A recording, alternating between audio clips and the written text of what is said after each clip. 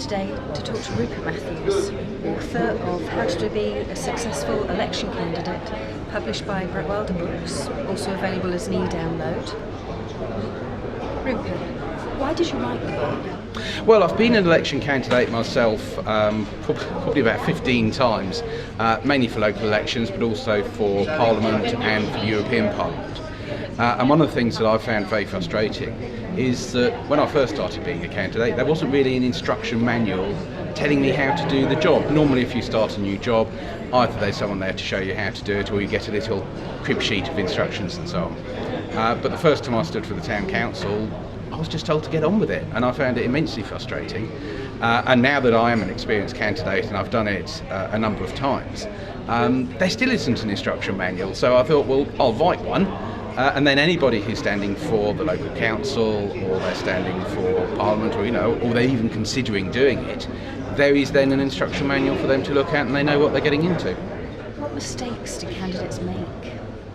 Oh, well, I think the most common mistake any candidate makes is to assume that the electorate is automatically interested in the things that you're interested in. So you perhaps might be standing for the local town council because I don't know, the local park's in a bit of a mess and you think the local park ought to be improved.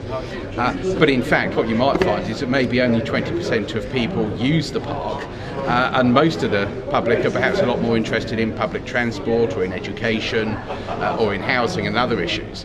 And if all you do is just talk about the local park because that's what you're interested in, you're never going to win the election.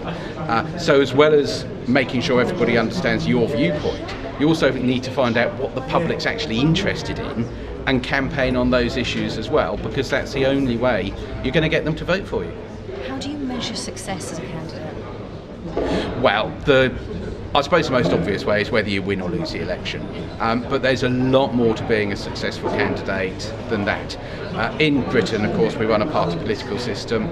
Chances are you're going to be standing for election for the Conservative Party, Labour Party, UKIP, Greens, Liberal Democrats, somebody like that. So one way to measure success is to compare how many votes you get to how many votes the chap before you got. Now, for instance, where I live at the moment is a very safe opposition ward. We stand a Conservative candidate every single time and we never win. But what we've managed to do year on year is to increase the proportion of the vote that we got. I think when I first stood we got about 10% of the vote. We're now up to about 25%. So you can measure it in terms of votes. You can also measure it in terms of fundraising and money, because political campaigning costs money. Every time you print a leaflet, it costs money. Every time you have a street stall, it costs money. So one way to measure success is to hold some fundraising events as the candidate and raise money for your political party, which means that, of course, the higher-ups in the party will think, ooh, that Rupert was a good candidate. We didn't spend any money on him.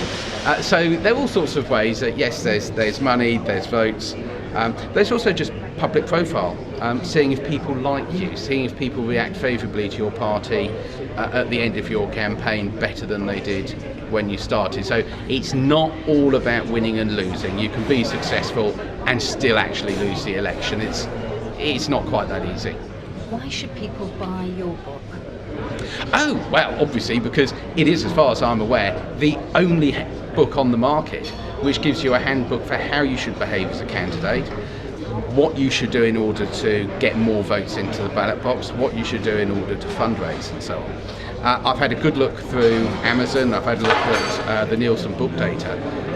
There is just nothing else on the market at all. If you're thinking of standing as a candidate for your local council or for Parliament or anything else, this is a book you should buy, because it tells you what you should do and how you should do it, and there's no other way you're going to learn. Thank you, Rupert Matthews.